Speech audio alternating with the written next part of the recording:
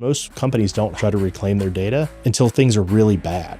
They wait until they're already in a death spiral. For smaller businesses who are trying to set the correct foundation, when should they start listening and reading the data? It'll speak to you. If done right, it's going to tell you stuff you don't like. Companies typically know where their problems are. Data sort of puts it in a way that everybody sees it. I look at data as a storytelling tool. We have this tendency as humans to think that we're ahead of where we thought we would be, that we're just doing everything perfectly and right. If you're using yesterday's data to make tomorrow's decisions, could that prohibit creativity or could it disencourage creativity? It's not the data, it's the person's bias towards their nature. What are we talking when we're talking data maturity? Like, what does data maturity look like? So there's stages. The first one is being able to observe things that happened and then making decisions based on that data. And then third is being able to look at where you're headed. And then four is sort of like highly personalized, highly predictive.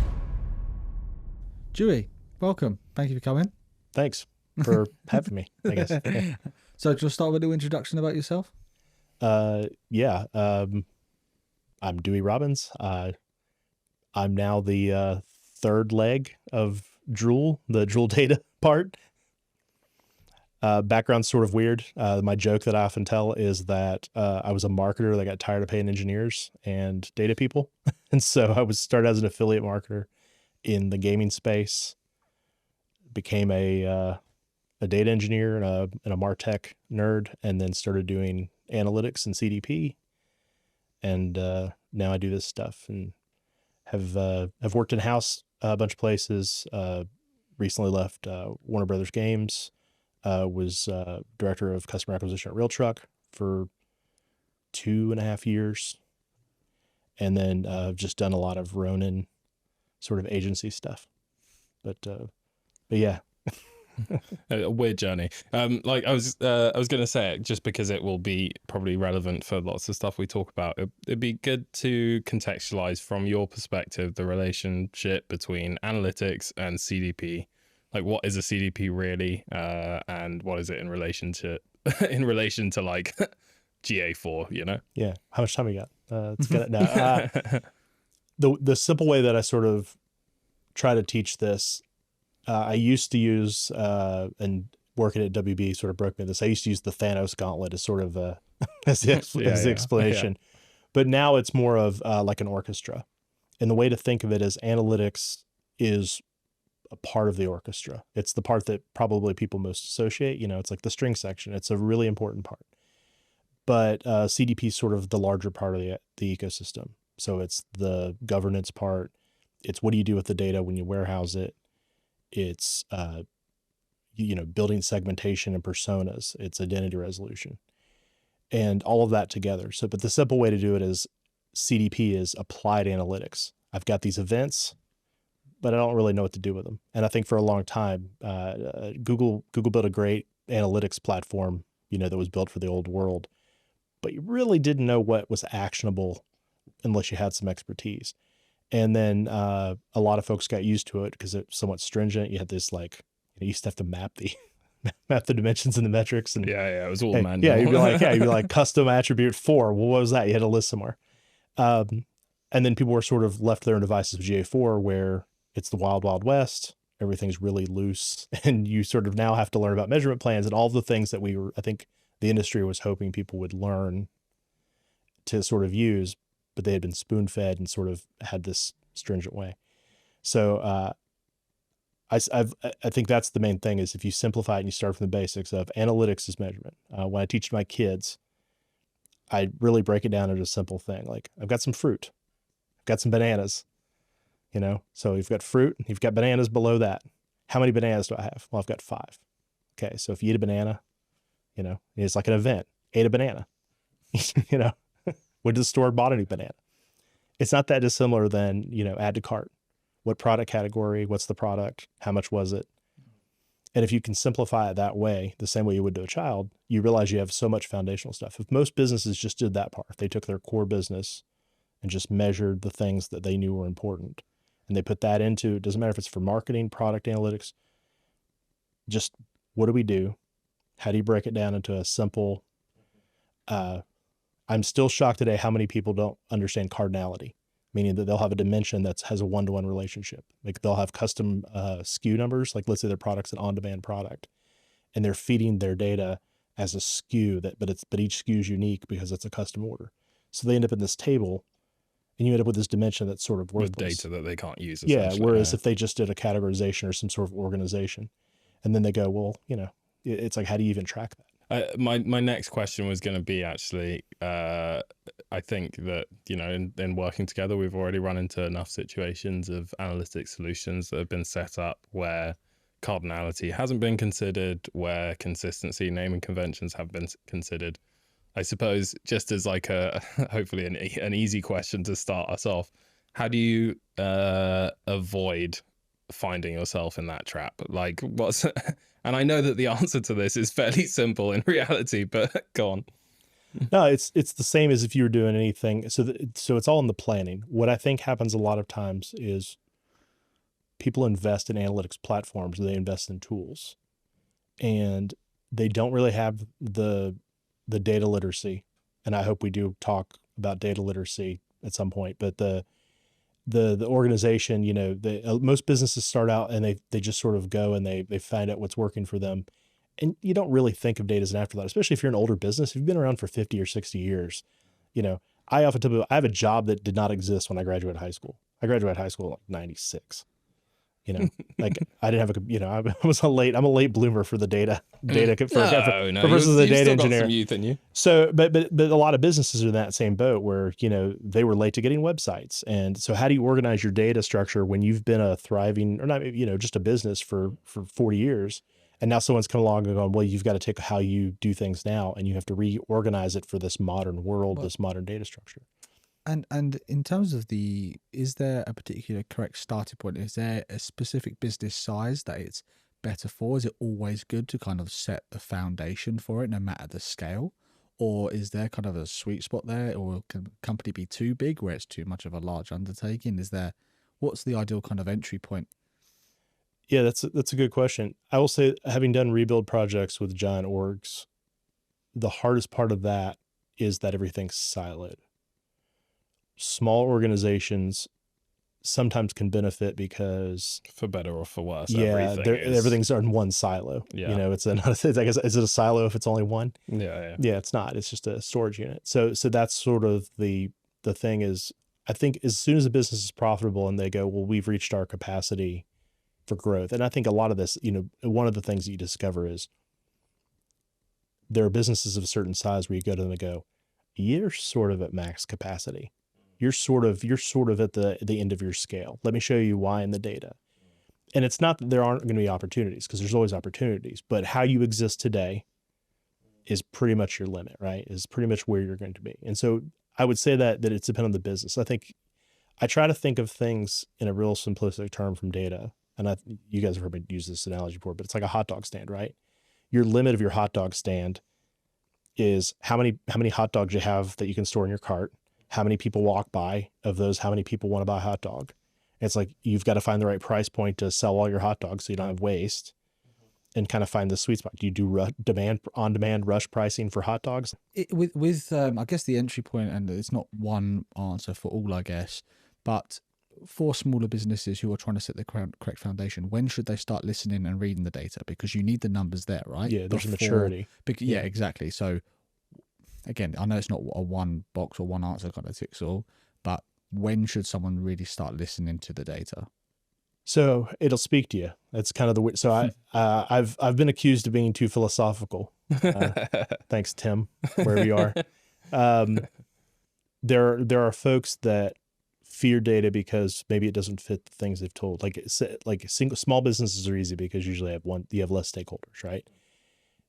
What I'll say is what usually happens is there's a process, which is you get the data, someone looks at it, you almost always kind of feel a squirm, right? Because the data is always going to tell you stuff. If done right, it's going to tell you stuff you don't like. Yeah. Or at least stuff you don't know. Yeah. Like, oh man, we're losing like 20% on every sale from this product category. Merchandising hasn't been doing their or hey, this competitor of ours is violating map pricing and we're not competitive. Well, if you take the hot dog stand example, then you've got like 6 hours of the day where the place isn't running at full efficiency or something like that. What time are you running? Like it's like if you set some cities, if you set the hot dog stand up at midnight to 3, it's probably great. Yeah, it might be the ideal. You know, if you set it up at lunchtime, but if you set it up at, 2 p.m. to 4 p.m. and that's all you're running, and you're like, I can't believe no one's bought a hot dog. Yeah. So like in other words, it's kind of always better to be like as informed as you can be, but it's also, I think another thing we've talked about a lot is the not overloading yourself with data either. So I guess there's a balance there. Do you mind expanding?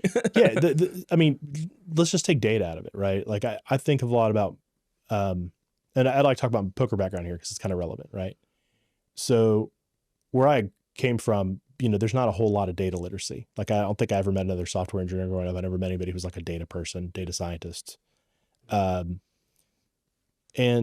so, you're playing poker and you're like, well, it's really easy to become results oriented. Businesses can become results oriented as well. Like, hey, I'm making money, must be doing something right. And then you don't realize they don't realize, oh man, they could have had a business that makes 5 million a year instead of $1 million a year in revenue had they just done this one little thing. But we have this tendency as humans to think that because we're ahead of where we thought we would be, that we're just doing everything perfectly and right. And so data has a very clean way of doing it. So what I always sort of ask people, just take data out of the equation of like, what questions about your business are you not able to answer? Yeah. Like, if we own the hot dog stand, it's like, how many people am I seeing a day? Okay, well, I'll put a widget that, every time somebody walks by, it tells me how many people I have. Okay. How many people were thinking about hot dog? Well, I'll have this mind reading piece that, if you just think about let's say it's watching for people who walk past the hot dog stand and kind of look at it, but don't actually. Yeah. And if you think about, this freaks people out, somebody to tell them, but like stores have that, right? If you go to, a home improvement store and you've got the app on your phone, or you go to a large big box retailer, a lot of them in their apps have beacons and they know what aisle you're on and what aisles so it is the hot dog stand. And that scares people if you have a small business and you're thinking, wow, I'm competing against these companies that are, well, I've got a 3-parter then, in that case is one, if you're going from hot dog stand to hot dog stand with data, what does that look like? And then 2, what does, as in what changes might you make? What understandings might you get? Once again, it's a leading question, but yeah, what changes might you get? What understandings might you gain from that? Yeah, I think what tends to happen is everyone almost always shifts towards marketing first, and that's because it's that old the old adage. I wish I could off the top of my head remember who, but it's like I know I waste half my ad spend, but I just don't know which half. It's like that, it's that. So most companies hire you because they want to do attribution for their ads on Google, Facebook, whatever, right? I have long advocated to go the other way, which is if you just took the data that's in your ERP and you took the data that's in your product and you started there, like your point of sale system, if you're brick and mortar, and you just sort of take that and take a look at it, you will start to get some insights. And a lot of companies do that, right? Like my mom and stepfather owned a convenience store, and they wrote down like what they sold by hand, and as a kid, that it's sort of that same approach. Like I think I always say this to clients, like your business better than I do, and that's true. And then the other adage of that 3 months later, 4 months later is, okay, now I know a lot about your business that you probably don't. Let's like have a talk with it. You tell me, I'm going to tell you what I see here. That's where that philosophical part comes in. It was like, I could be very wrong. And so you want to like collect the data to sort of prove myself wrong of like, this is what's great, what's bad. What consequence, whether that be a financial one or a decision-making one or both, have you seen that marketing teams having a lack of data literacy has resulted in loss of money, opportunity? All of the above. What can you speak about? So I often think in personifications, and I think of people who were really good at the one thing they did, and so they were successful. And so I have a character in my head, Tim, not his real name, maybe his real name. Let's just leave it at that. If he says hi, Tim. And Tim was one of the best SEO and good at like buying paid search that it ran like a well-oiled machine, but it was a very wide net. and they were pretty much at 100% capacity. Like I think at some point Google like said to them, they couldn't push anymore. Yeah, like you guys are just diminishing returns now, right? And so, but he wasn't what I would call data literate, meaning that you couldn't like, I don't know if he had the depth to understand like, okay, well now we can tighten the products. Like let's now, so the example here is, you have different margins on all these products. Let's group them by margin so we know we're not buying, like now let's get our ad efficiency, right? That's not really a marketing thing as much. That's more of an operations. Like that's so with, because I think of analytics and data, the usability of CDP. I always ask companies this: is your CDP a cost center or is it a profit center? If it's meant to be, and this goes back to poker and gambling, right? If I pull the handle, I know on a slot machine, I pull the handle and I put $1 in, pull the handle, and every time I get back 90 cents. I'm losing 10 cents each time.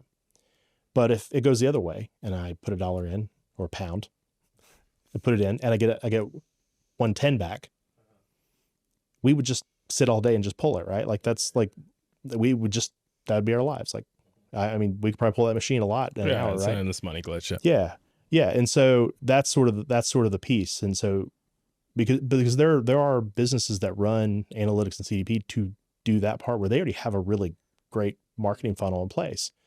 The sad part of this is most companies don't hire or try to reclaim their data until things are really bad. They wait until they're already in a death spiral, and it's almost an impossible task. So that's the. So a team that is well-oiled, a marketing team that is well-oiled and has their data and analytics kind of in good shape is almost like card counting against competitors. It is. Yeah. Okay. Yeah. I mean, it's not an accident that all my favorite things from pre-marketing, I played poker and sports betting. Are all about odds. Yeah. About odds. And I mean, baseball. I mean, I'm a big baseball statistics nerd.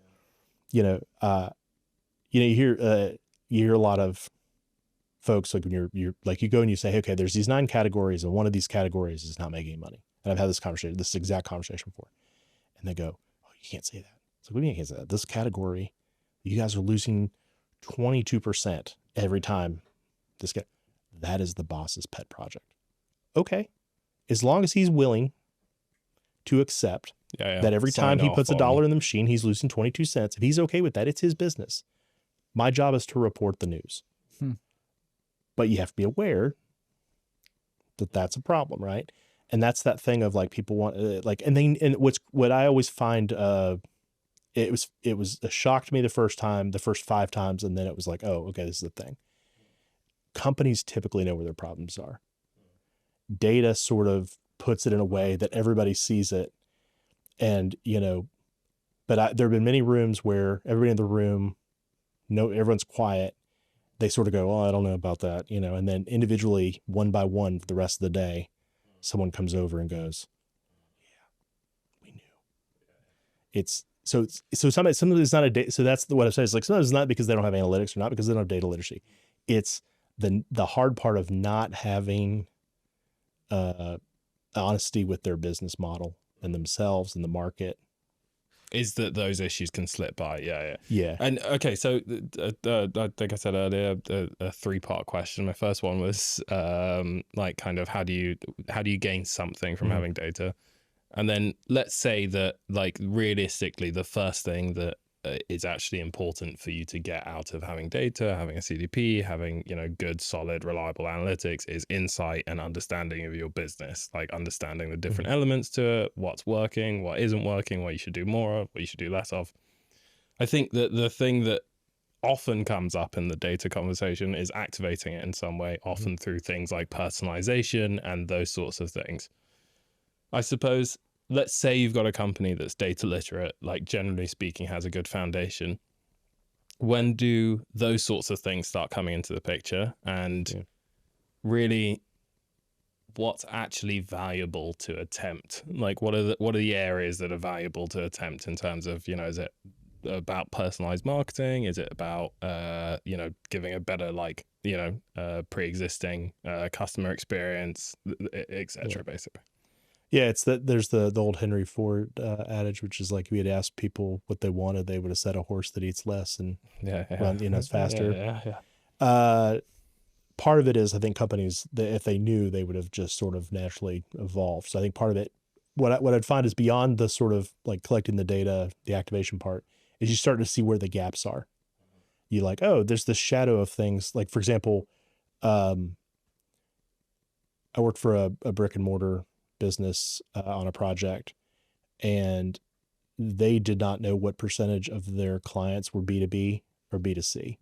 They didn't really care.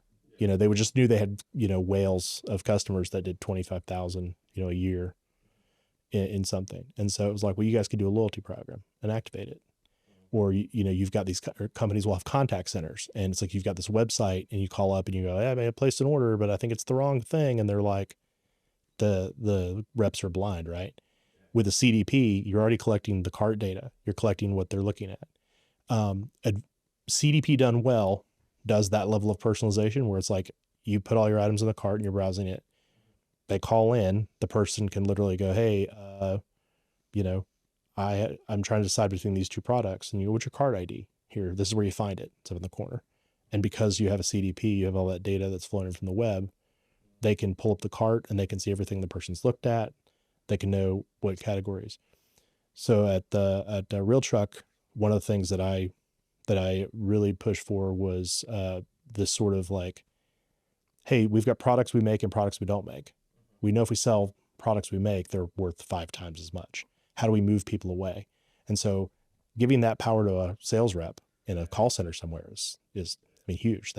So even though it's and can be the largest and most impactful weapon for a business, really, to kind of utilize, could it also be the opposite in some respect? Because if you're using yesterday's data to make tomorrow's decisions, could that prohibit creativity, or could it disencourage creativity?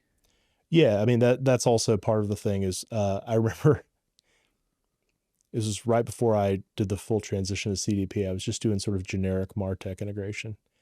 And there was a place I worked that they hired me to do, my sweet spot has always been like these 90-day, 6-month, like, just please come clean this thing. Yeah. And they had an email funnel. Yeah. And they had been running the same email campaign. So this is 10 years ago. They had been running the same email campaign for 10 years previous. And so I got to it and I opened it up and all of the image links were broken. I mean, they were sending this email out. The image links weren't working. The UTMs weren't working. Like, they had no tracking. And I went and fixed it and gave a pull request. Said, here's where it's failing. Here's what needs, I ran it through the tester. Here's the stuff. And they go, don't touch it. I'm like, what do you mean don't touch it? They're like, that's our best performing email.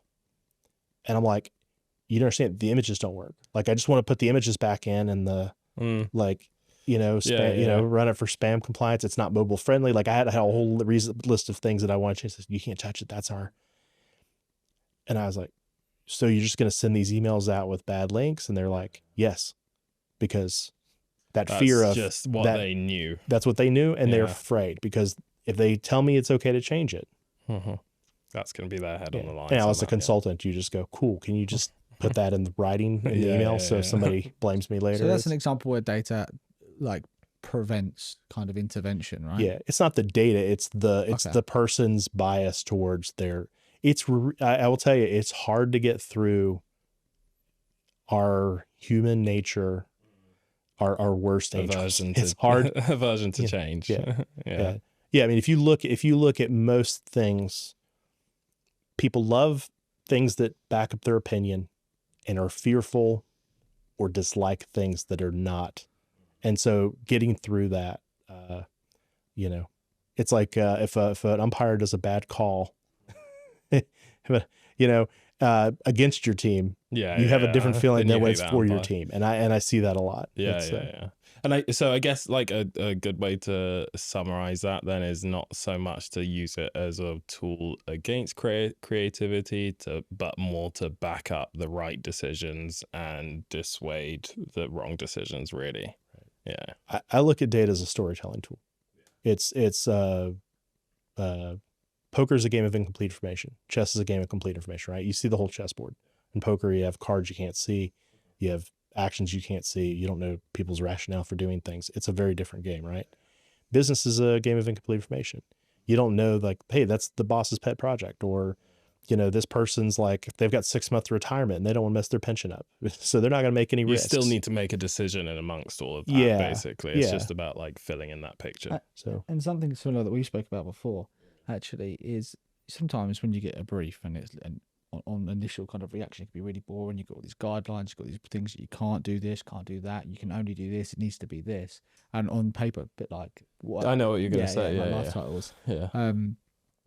Sometimes that actually can encourage more creativity if you're a creative individual, because your interpretation of that data can be executed and still abide by. Yeah. It's nicer to have guide rails to play around in sometimes, rather than just like a completely open space. And I will say that the other way of that, which is highly literate people with data who are engineering focused or technology focused, sometimes it's also really bad because they're really great at transforming data and making it consistent and confirmation biasing it. Yeah. And they're really great at like, doing the data science and getting, it's like, great, we over-engineered this. It could have just been direct, like precision versus accuracy. Is it directional? Like, is it directional enough to make a decision? Or, the other thing that's sort of interesting is engineering technical people, they seem to focus on speed and flight times. It's like, yeah,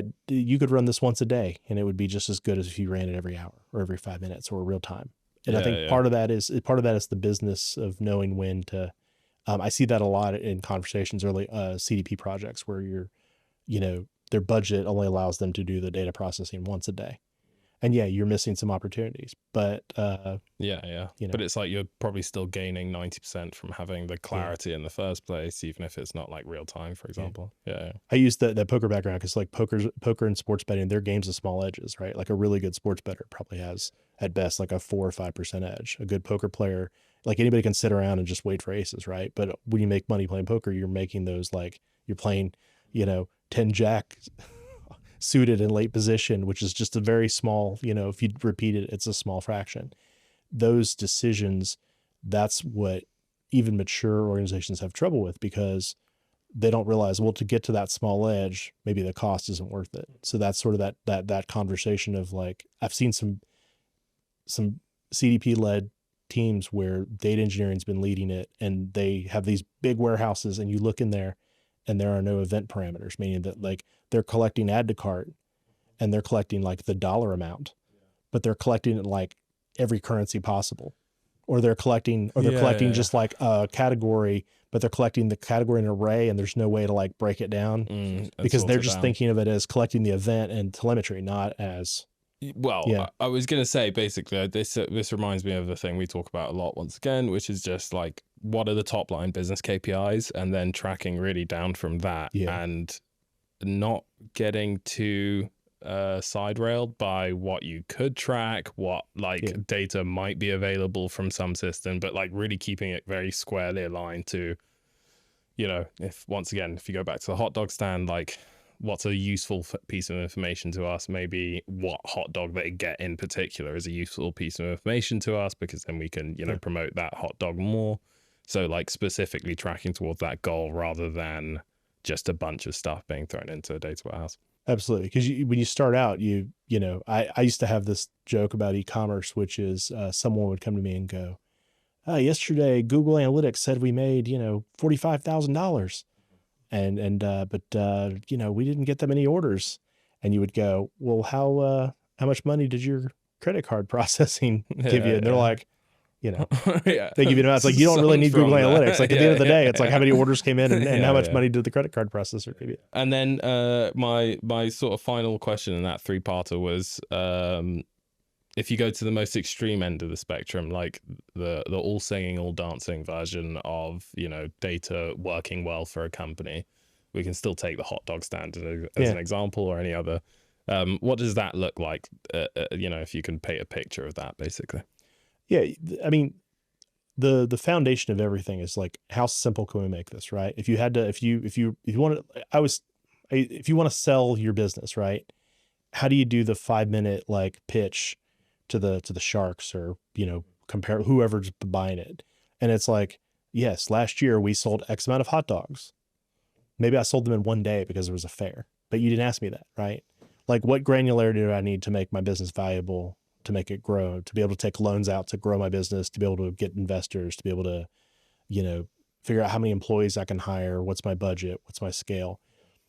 So you just start with that of like, if you had to give me a 1-pager on what you needed to know, what does that look like? And then you're like, okay, what are the building blocks that get me there? So, I sold 10 hot dogs at $100. I sold $100, 100 hot dogs at $10.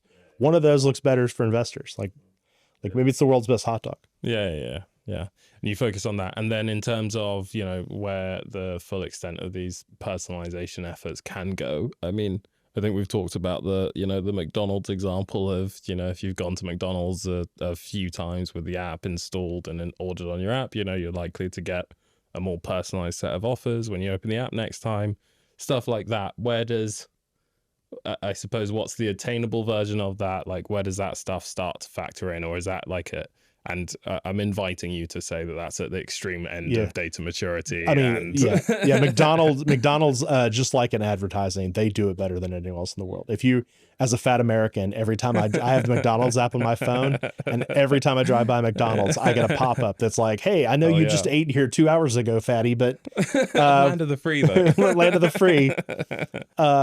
You get it, you get those reminders. And then you go through the drive-through and there's a code. Right, like you just have a 4-digit code on your phone. And you go, probably associated by location as well, so that it can, it's because they asked in the app. That's the thing, is like they're not doing anything wrong. They asked, they said, hey, we would like you, we'll give you, and what's interesting, they got one of the things they did brilliantly, and I don't know, I know what CDP they use. I know folks who have worked on projects with them, and I've never really been able to get more details, but as an outsider, someone who does CDP stuff, I see it in action. That's one of the nice parts about, as you do this a lot, you start to see the work in the wild of other people's work. And what I'm fascinated about with them is that they knew they needed to get their known users, their app adoption up. So for a long time, you would get 20% off if you used their app. And I've seen other businesses use that same model. Circle K, for example, they gave free drinks for like a whole summer. 7-Eleven, like all these like retail, like, hey, use our app and we'll give you, like, because it's like, what at the end of the day, what does a fountain soda cost with these guys? Nothing. Like you're getting foot traffic, and so McDonald's did a really good job of that. Of like, but on the flip side of that, what does a known user bring in value? And it's a rhetorical question, but like, because you think about it, if well, this person, every time they're here, they spend $8. So how do I get them here more? It goes back to the how do I get that to $9? How do you get them to $9? But even more than that, there's the 3 ways to grow a business, right? I can get that $8 up to $9. I can get you to come and spend $8 twice, or I can find some other guy to also come. You bring somebody with you, they spend $8, right? They're really good at pushing those levers of, Is there a fine line? Because people can get scared by data, can be scared by too much about me. So is there kind of a moral kind of what's appropriate, what's inappropriate, where's the fine line to tread? Because that's almost like treads on the toes of PR, right? Yeah. So is there a I've got rule book for an answer for this, but I'll let you go first. Hey, you go. I want to hear yours. Well, I think what I would say is what's best for the user, and what's best for the user is usually best for the business as well, in terms of if you are that sort of business. But like, I think that requires you to be the sort of business that helps its users.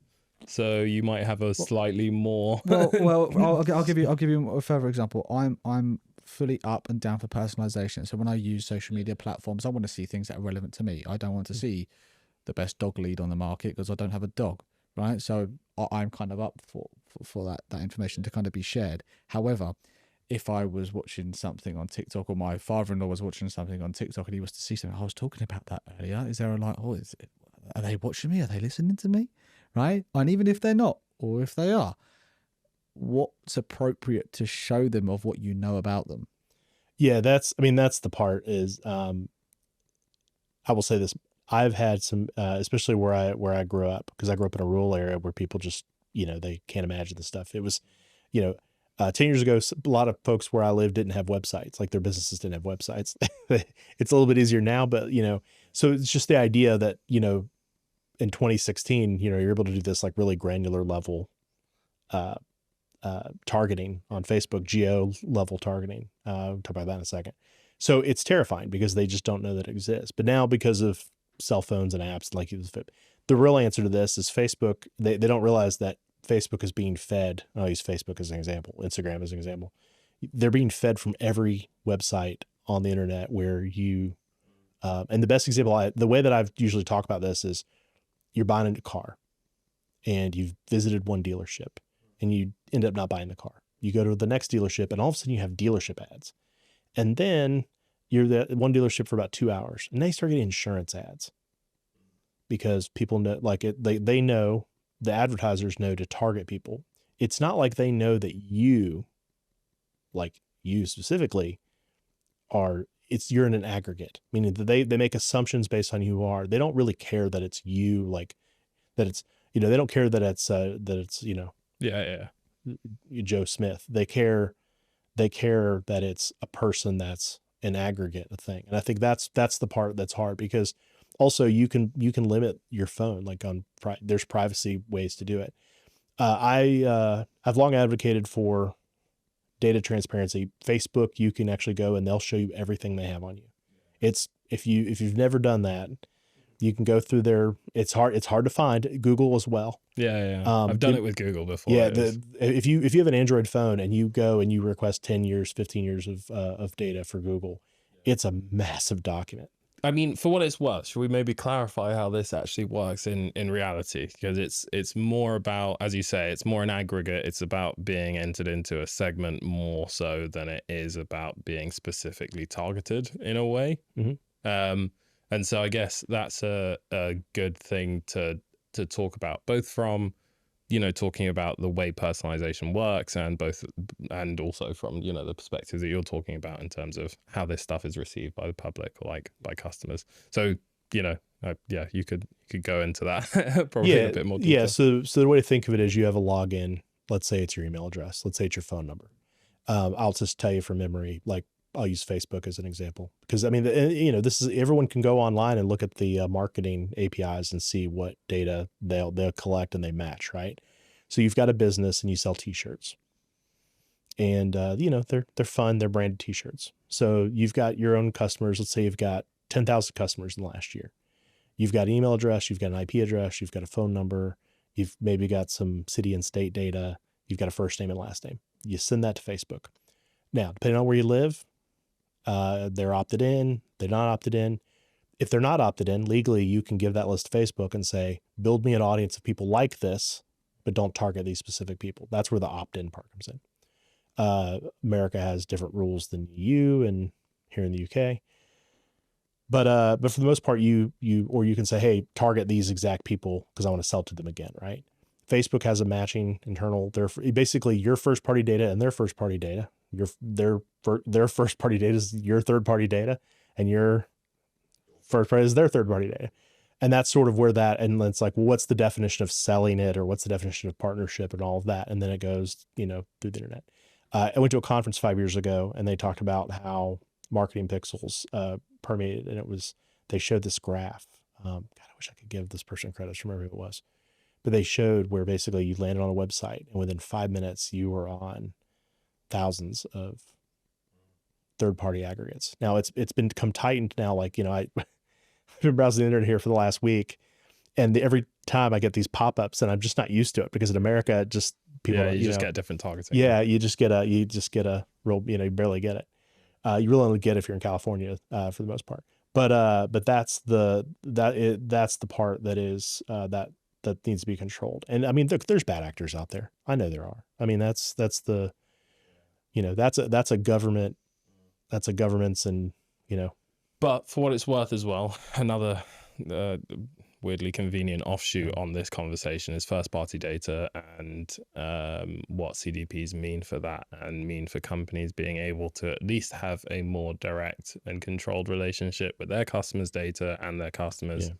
Yeah. And I guess the main question there is, what does that functionally change in the relationship between customers and their data and brands and their customers' data? Yeah. So we were talking earlier about that that orchestra of a CDP. The governance becomes a huge part of that, because now you're collecting things that, there was a story a few years ago about Target. Target was able to predict that a teenage girl was pregnant. Her father started getting like, congratulations on the baby, like stuff in the mail type. in the mail. And, it was like, it's just my daughter and I, and freaked out, and it was the whole thing. There's part of that's being governant, don't putting things in there that make assumptions on, it's real interesting. Like you get a lot of health. I don't think you guys have this, like you get a lot of like prescription ads. And what's sort of interesting is there are assumptions that you make about credit and race, and you see it, and it's like they do it in a roundabout way. And so there's protections in place, but but that's one of those things of like, are you going to be a good shepherd, but first party data is good, because you could just go, well, I've got this ad. It gets tricky when you're in a delicate, like, let's say you're a divorce attorney, right? And you want to run divorce ads. I once, this is a fun story I like to tell. I worked at a place, and one time somebody was doing a pitch, and some highly embarrassing ads came up mid pitch for this guy. Like he was like going through, and he's like, yeah, so let me show you what the website we built looks like. And he pulls it up, and it was like a content site that had ads, and all the ads were for basically embarrassing stuff. And he's sort of like, wow, they really it's like, I knew like one of the kind of like, what's going on there. Yeah. But that's kind of like, where's the line, The first party data sort of allows you to do it, because you can do private, like, here's your list, here's your, and I think also like for what it's worth as well, I think there are more conscientious companies around now who want to take a more active role in the way that the data that they collect on their customers is used, and also the control that their customers have on that data as well. So I feel like it's a good time. It makes sense, I suppose, in a way, now more than ever, to have full control over that.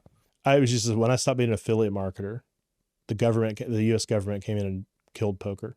Like, I mean, basically it was like offshore, early Bitcoin adoption. Appreciate that, Bill Frisk. But the main thing that I sort of realized was the power of the email list, because at the end of this, I had like an email list of, poker players and sports bettors. It was like one of the only assets I had once the market left, right?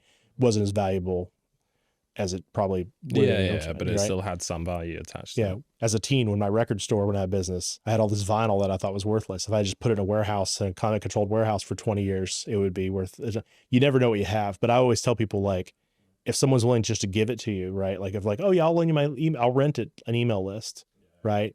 It's worthless because it's been run through a million times, right? If, it's like, and that's the way to think of it, is first party data that somebody's willing to give you or willing to share freely. The big companies, the great companies, they're not sharing their data with Facebook. They're giving little parts of it, little glimpses, but like really only enough to attach it to a profile and understand that person better. They're not sending like full, like, here's everything they bought, here's everything that they looked at. Like, they're not sending, just blasting the analytics of the entire funnel of analytics. They're just doing segmentation. Yeah. So one of the other things I wanted to ask you was, if I was a marketing team for an e-commerce brand, if there was a 3, 4, 5 kind of bullet point kind of starter list, checklist, I'm going to set my data up correctly, how I'm going to set myself up and my business and brand up for success, regardless of the entry point. If I'm starting, or I've already I've got a new role and coming to this brand that's been going on for whatever amount of years, what are the first things I should be looking at? It starts out pretty simple. What kind of business do you have? So we'll play a game. What kind of business do you have? I sell premium sweatshirts. Nice. Nice. Okay, so you're an e-commerce brand. Yeah. So does your website have a cart, or is it like a single page, like you just sell one product at a time? Oh no, we have a cart of multiple products. Okay. So you have a cart, you have an e-commerce site. Okay. Yeah. So here's a standard e-commerce template. So let's talk about the things that are important, right? Yeah. Product detail. Do you have categories for your products? Not as such. No. So do you have pages with multiple products on them though? Yes. Okay. So we know we need a product list view event. Okay. Okay, we need a page view event. So we need to know where the traffic came from. So we just start listing the events and we walk through that. So the way I would say is a product list event. Add to cart, wish list, remove from cart, the hits, they said, so to speak.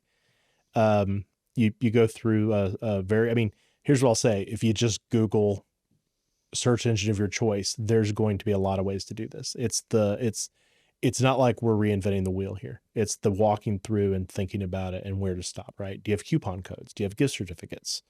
Do you have promo codes? Do you have an affiliate program, right? From the base level, you can start with just core e-commerce events. They landed on the page. They saw a product. They added it to a cart. You don't even need to remove the cart because they either buy it or they don't, right? If you just want to be real simple. I guess that's kind of the thing is like to your level of comfort, we'll give you suggestions. And then the next piece of that is, okay, so here's the KPIs for that. We know that attachment rate is product view and add to cart, right? You know that add to cart and purchase, there's standard KPIs for all of this. There's cart abandonment rate. There's, attachment rate for the product. There's overall conversion rate of you landed on the site and you bought. Average order value. Yeah, average order value, long-term value. So we basically take the building blocks and work backwards of good. In the class of Dewey. Naming conventions. Where do you start? Yeah, I'm a big fan of just something that's human readable. We use the King's English here, and so you go. It's kind of the object action, like add, product added, add to cart. Yeah. I think as long as it's consistent, that's good. I think what I don't like to see is button clicked dash navigation or button clicked dash, let the parameters do the work. So do type, CTA type. So you just want to know what the action is. That's really the event. Well, I assume it would be also tracking the sequences and the paths to understand the user journeys, right? Because if you understand the user journeys and then what's working, the most successful ones, not successful. And that's I think, where the parameters come in a way. It's being able to connect those events. If they're structured properly, they should have the attributes and the identifiers to be able to connect a journey from start to finish. That was a huge problem. I did a very large amount of Universal Analytics GA3 to GA4 conversions. And it was real hard to get folks to wrap their heads around. So the GA used to use, I used to call it CALV, category action label value. And so you would have category and it would be like button click. And then it would say action, click. And then it would be label, whatever URL they clicked. Or something. Yeah, it was, and they were always a mess and they were inconsistent because you're basically trying to cram all of this data into these 3 fields, and then the value is meant to be a monetization value. And I used to have these talks with folks for lead gen, because you're trying to get your tag manager to respect only 1 click per form, but maybe sometimes they would fill out 2 forms, and it's well, now you're sending back conversion signals, the lead can only be a lead once, right? If I give you if I give a lady my phone number, which I'm not because I'm married, but if I give the lady my phone number twice, it's that's a high success rate now. Yeah, that's not 200% more. You don't have 200% more chance of getting called. That's a common thing you see with data structure. So what I would say to this is the simplicity of it is, what do you need to know to just build the base foundation, right? If we're building a skyscraper, we have to build a different foundation than if we're building a 1-story house. If we're going to put a tent out, we don't need to pour concrete. That's really the main part of that is work, do the process. You have an e-commerce business. Okay, great. Do you make money on your first purchase? Because a lot of places don't. A lot of places they lose money on customer acquisition costs and they make it on their second, third sales. So do you need to know a lot about a person's identity so you can get that repeat business? Those are questions that you just, in the course of interviewing somebody in a marketing team, Is there and I know this is something that we're implementing and working on at the moment, but terms of like best practices from the knowledge that you have, that you've seen in e-commerce, what we've seen in e-commerce, of like what makes sense, what helps people kind of convert, slight little kind of UX kind of tricks and tips, kind of holding the user's hands in certain periods of the journey, giving them information along the way, letting them know what part they're at in terms of checking out, if it's one screen, if it's 4 screens, on step 3 out of 4, whatever. How do you think there are best practices that can be implemented that always generally work better than others? Yeah, I think the thing about this is, the philosopher in me, the thing that Tim hated. Tim. Tim. God damn Hi, it, Tim. I hope you're Rest in peace, Tim. Is Tim alive? Tim's alive. Yeah, Tim's alive. Sorry. Tim's a fractional chief marketing officer now. Okay. Fractional. Yeah, fractional. Yeah, it means you just work for a bunch of companies. It's like, I'm I guess a fractional data person. What I say about this is like the idea of a best practice is this is a guiding set of principles. So what I would say is like readable, reusable, cogency, but also scalable. So like it's not scalable if you structure like the button clicks and you just start, every time there's a click, you start listing everything, because then that cardinality problem, right? Like you're trying to look for your events and you just got this list of, and we've all seen this in an analytics platform, right? You've got click and then like 9 different things. And then, but you're also missing elements and pages, and you're losing context. So what I'll say is like, there's certain best practices that are just going to cause you pain. And what ends up happening is over time, you realize, oh man, we basically caused ourselves pain. Nerds got together and said, this is sort of an acceptable way to do it. Right. The way that I organize, Google Tag Manager containers, pretty much like the big dogs do it. AdSwerve and the search discoveries of the world, Cardinal Path, shout out to all the analytics bros. And then the way I do event tracking is very similar to how Segment does it, because I was an early adopter of Segment. But like whether you're using Camel Case or, Snake case or case, like that's there's systems that, they hate it. There's data warehouses that treat everything like a string. Shout out to BigQuery. I mean, Google Analytics does that basically. You have to recast everything a lot of times.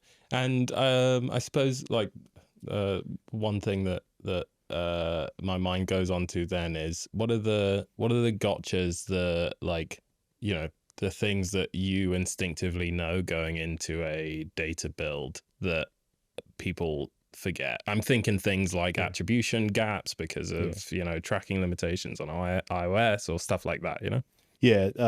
It's not going to be perfect on your first pass.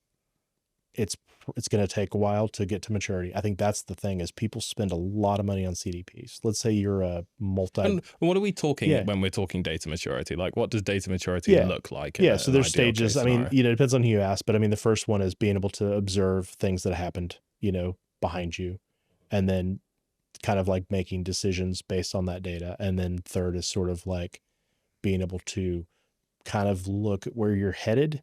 And then 4 is sort of like highly personalized, highly predictive. That's the way I sort of see it. I'm sure there's like a, a more official way of breaking it down. I'm not trying to be the best at exercise players. That's a data scientist question. I mean, what is maturity? I mean, it's kind of that thing of like, Well, that leads on to one of the things I was going to ask about A/B testing. We work a lot, obviously, with a lot of like marketing teams, work closely with them. And something that they're usually quite keen to do is, can we test this? Can we test this? See which is best performing.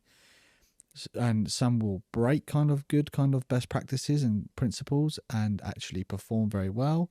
Some obviously will not. But in terms of A/B testing, how important that is for marketing teams to kind of constantly improve in, is there does the finished article exist, or is everything always in beta and should be in beta? I guess the curve stops at a certain point or is gradual, but yeah. Yeah, I think the funny thing about A/B testing, and so I was around for the death of a bunch of A/B testing products on the market. Google had one that they sort of RIP Optimize. Yeah, Optimize was the OG. RIP Tim. Tim did love Optimize. That's funny. Tim did. What's interesting is, with Optimize, you could do some crazy stuff where you could just, like there's no cogency. Like it didn't save you from yourself, right? Yeah. Like, oh, we changed the button. We also changed the CDAs. We also changed didn't care. Yeah, and I think part of it at the end of the day, an A/B test, and this is the beauty of it, is most platforms now that you're using an e-commerce platform, you're just routing traffic, right? Like we all, like, I think in this room we know how to like basically have a landing page that's only going, like, in other words, you can just send traffic to a page and not have that page crawled, and every page from that traffic originated from a certain source, and it's a test case, right? And you could just run an ad for X amount of clicks to that page and then do another one. You don't really need a tool for that. You could just, you know, where analytics comes in is like when they see variations in buttons, the button's blue, red. I'll be honest, and I'm this button is red, this button's blue, this button's yellow, whatever color. That is to me, the lowest level of sophistication in testing. And I get it. But if that's the thing that's keeping you from scaling and making money, you don't have any problems in the world, buddy. You're doing fine. I will tell you, your product that you're selling, the language of what you're selling, what you're saying about your product, who the people that are seeing your, all that stuff matters. And so to me, it's like, yeah, the page was, 4 blocks and now it's 3. It's like, and that's fine from a UI UX standpoint, but that's not where the big money is. And so it always feels sort of, I don't want to say lazy, because it's not, it's just, that's what people know. And so people do it, but there's always money out there in so many other areas. Yeah. So like dynamic pricing, like, hey, we're selling it for 19. Like a real test to me is like, we're selling 2 for 19, or we're selling 3 for 25. The offer testing is such a bigger piece. But a lot of companies, they don't have anything, like a lot of product teams don't have anything to test, right? Like if you're just doing a lead gen form and you're like, well, I offer a PDF book or I offer a free, they're not really able to test anything that tangible. So I guess in a way, once again, looking at testing is not just a way to find out which of the two is more successful, but almost to like give you directionality once again of like, go more in this direction, less in that direction, explore further, explore less in a way once again. It comes back to that thing of people want to feel like they're doing something. It comes back to that, fundamentally who we are as people. Again, going to be a philosopher. As a data engineer, as a person who gets paid to implement analytics tracking, I don't really care. It's your business. You know your business. But to me, some of it's just practice. Some of it's like, I have to feel to do something because we're not growing. And it's like, well, let's look at the whole thing. And, and if you're just a marketer and you don't control spend, and you don't control what you can give away, or you don't control what the promotional offer can be, right? You're competing, like D2C businesses that have to compete against themselves too. That's really rough. Like I thought a lot about that working at Real Truck. It's like, you're the manufacturer, but you're also the retailer. And then you go and we're competing against people that were our own, they're selling our product. The corporation above us doesn't really care because they get money. They're manufacturing our manufacturers it, whether they sell it individually.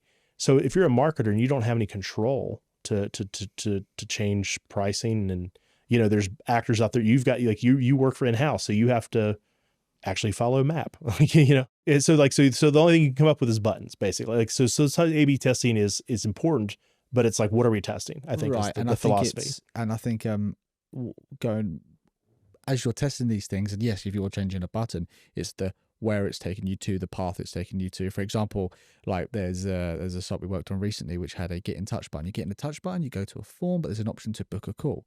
So then you click on a book a call, and you go to a book a call page. When you actually remove the get in touch button, just add the book and call button. So you're that friction of just removing that step to aid the conversion that you want and the business value, it just makes it complete. That's a sense. And I think you as a designer, it's like, well, why are we doing this? Like to me, I'm very much about every piece of real estate. Like, what's it here for? What are we trying to do? What do we want people to do now? Yeah. Like there are things you have to do from like a governance standpoint. Like, oh, the bottom of the page has to have a wall of text that's regulatory because we're selling, something XYZ. Yeah, what are you going to do? That's the bottom. There's a reason at the very bottom, right? Yeah. Exactly. Or I have to have the pop-up, for the privacy thing. I have to have it for governance. Okay, great. I can make that a little less friction. I can make it look congruent to the rest of the site. I can have a good plan in place to get high opt-in value. I can, but it's like, I think that's the part of like analytics tells you the story of like, why is this here? So when someone comes to me with a test and says, hey, we want to test, I tend to like, I want to collect it so it's properly, so you have the right information. But I do also want to know, what are we really testing? Like, we're not really testing button color, right? No. If you think about it, we're not really testing placement. Like, if you talk about like offer, we're testing pricing, we're testing, language, we're testing how many calls we got booked in. Yeah. Yeah. We're like how to reach us, right? Mm. Chatbot versus SMS versus WhatsApp versus, Right. traditional phone call on a landline. And then you find one's like 80% of the Yeah. value. So you start restructuring the pages and paths to get there in order to tailor to that user journey. Right. Exactly. I worked a place where they had, they bought a huge block of phone numbers, and every time you land on the website, you get a phone number assigned to you. And then for the next hour after you left the page, that phone number would be live. And if you called in, they would know it was you. And it was one of the most fascinating things to me. Felt like it was an expensive. There were maybe other ways to do it technology wise, but over time, as much as I complained about it from being a nightmare, you can imagine how hard that is to implement and keep track of. It's a moving target. There's simplicity to it, because it's like it showed the value of both sides of the org. And I think, and it also, once again, I think there's I like that example because it very, very directly connects customers to brand. Mm-hmm. Like, it very just like cleanly and directly connects customers to brand. I think that's such an important benefit of using data to your advantage. Like, using good data systems to your advantage is that it can potentially bring your brand a lot closer to your customers. Yeah, and the business got a value of it because they were able to track like, you think about the person calls in, you're able to do the same web. You're basically able to connect your UTM parameters to the phone number. Give them a fully personalized experience. Yeah, so you're down, you're like, that it came from this category or this components. I have one last quick fire question. I don't know if you do as well, but I think it's a bit of a cheeky one. Modular CDP or all-in-one bundled CDP, monolithic platform, something like a Snowflake or of that sort. Yeah, it's tough. I think in a perfect world, I'll be honest. I wish Segment had went and sold. I wish Twilio had sold Segment like they sell the rest of their products, because there's certain parts of it that are great. It is a great CDP. Over the last decade, I've put a lot of people in it. I've been using it in Particle recently, which is again a platform. I think their minimum deal size is like $400,000 or $500,000. So for a lot of businesses, that's not really like those two. Like, Segment has a lower entry. So I think the nice thing is composable or zero copy CDPs have a place in the market, because what you want to do is allow customers, like the reason that Google for a long time was the big analytics platform was because it was free, right? Adobe was like 7 figures. I don't think I ever saw an Adobe quote under 7 figures. Maybe they exist, but I seen you guys today a thing about market share of analytics, and Adobe's down 70%, I think, over the last like 5 years. GA's down 40%. The analytics part is great, but like, you can't do anything with it. CDPs are going to be the same thing. So if you have an existing data warehouse, if you have a site that you're already collecting data, you can go and then just make ETL platforms to have that data. And so I think you really need to take a look at your organization. It really should be in blocks of functionality, because there's a bunch of stuff you also may not need. If you don't need product analytics, or you don't need, service analytics, it doesn't make sense to buy it. Yeah. And my last question is, now at Draw, we have design, we have development and data. Yes. So why should they work together, and how do they work together? What's the synergy there? Explain to me. Yeah, because people design, I think, with as an artist and philosopher, poet, and heart, like, you don't really know when you design things and you make things look pretty and you make things look, reduce friction. You want to feel good that, like, oh, this change I made, this thing I built, it made an impact. Yeah, like, as an artist, you want to see the record reviews, the sales, you can get with the sales, but you love knowing that people are using the thing. And data gives you kind of a cold heart of like, are they using this feature that we built? When you're going to invest money into a feature, knowing what to build next is largely about what's working, what's not working. So I think it validates design. It helps lead, like, how much of the design, right? Because that's the thing, is like, you can build 80% of something sometimes pretty cost effectively. It's that last 20% that sort of kills you and eats all the budget. And so I think, and then technology is just like making it reusable. How much of this can we use in the future for something comparably the same. And I think that's the part. Data helps with that, because it's like, hey, we're going to build a quiz, or we're going to build a referral program.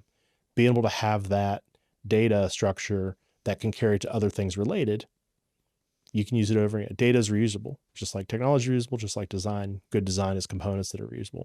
So I think it closes all the gaps. They're pretty codependent, really. They really are. Yeah. And if you look at businesses that are missing one or the other, you know. Yeah, if you have design and data, you have nothing built. If you have something Yeah. designed and I've seen built, you're not tracking it. Yeah. You know, and if you have something built and you're tracking it, it looks But it looks it's- terrible. Then And it's the not last thing I'll say converting. is product matters, right? Because at the end of the day, if the business doesn't, I mean, we can build the prettiest systems that are data cogency, and everything's great. But if the product, if they're charging $100 for a hot dog, are they going to be a business for long? It's gonna look amazing. Or if the hot dog's really, really disgusting, yeah, of course. Anyway, it's been great talking today. I think we'll probably be doing another one of these at some point. Yeah. Knowing us, there's Well, plenty Drew, to talk it was about. a pleasure to have you. I'd like to do it And, next time in the United States. Yeah, fair, right. Sure. Yeah, we can make it happen. Cool. Thank you very much, Drew. Thanks. Cheers.